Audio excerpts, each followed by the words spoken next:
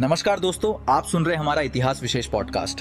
आज हम बात करेंगे एक ऐसे राजपूत योद्धा की जिन्हें कुछ लोग गद्दार कहते हैं तो कुछ उन्हें राजपूत इतिहास का महान योद्धा मानते हैं। ये कहानी है आमेर के राजा, अकबर के नवरत्न और हल्दी घाटी युद्ध के सेनापति राजा मानसिंह कछवाह की। लेकिन क्या मानसिंह केवल एक योद्धा थे या फिर वे एक महान शासक और मंदिरों के संरक्षक भी थे?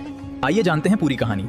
राजा मानसिंह कछवाह आमेर रियासत यानी आज के जयपुर राजघराने के कछवाहा राजपूत शासक थे। उनका जन्म 1550 ईस्वी में हुआ था। मानसिंह बचपन से ही युद्ध कला और राजनीति में निपुण थे। इसी कारण अकबर ने उन्हें अपने सबसे भरोसेमंद सेनापतियों में शामिल किया। इतिहास में उन्हें अकबर के नवरत्नों में भी स्थान मिला।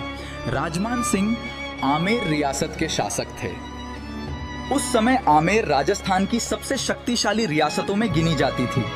उनके शासन में आमेर ने बहुत उन्नति की। उन्होंने किलों का विस्तार कराया, प्रशासन मजबूत किया, व्यापार बढ़ाया और सेना को आधुनिक बनाया। मानसिंह ने केवल राजस्थान ही नहीं बल्कि बंगाल, बिहार, अफगानिस्तान और उड़ीसा तक मुगल साम्राज्य का नेतृत्व किया। अकबर ने उनकी वीरता से प्रभावित होकर उन्हें बड़े बड़े सूबों का शासन भी सौंपा था।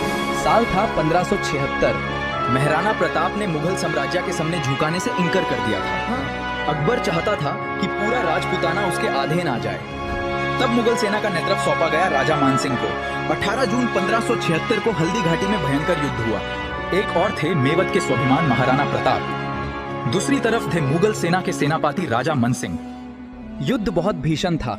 महाराणा प्रताप ने अद्भुत वीरता दिखाई। इसी युद्ध के कारण आज भी राजा मानसिंह विवादों में पहनाते हैं।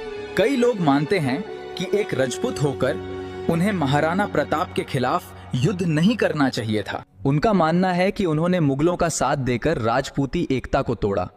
इसी कारण कुछ लोग उन्हें गद्दार कहते हैं।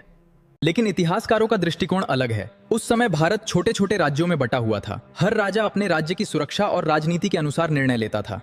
मानसिंह ने आमेर की शक्ति और सुरक्षा के लिए अकबर से संबंध बनाए, जबकि प्रताप ने स्वतंत्रता का मार्ग चुना। दोनों ने अपने अपने सिद्धांतों पर अड़े रहे।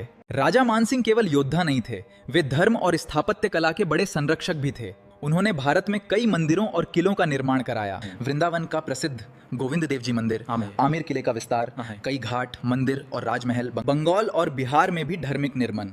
गोविंद देव जी मंदिर उसे समय उत्तर भारत के सबसे बड़े मंदिरों में से एक माना जाता था। इससे पता चलता है कि वे केवल युद्ध करने वाले राजा नहीं बल्कि संस्कृति और धर्म के रक्षक भी थे।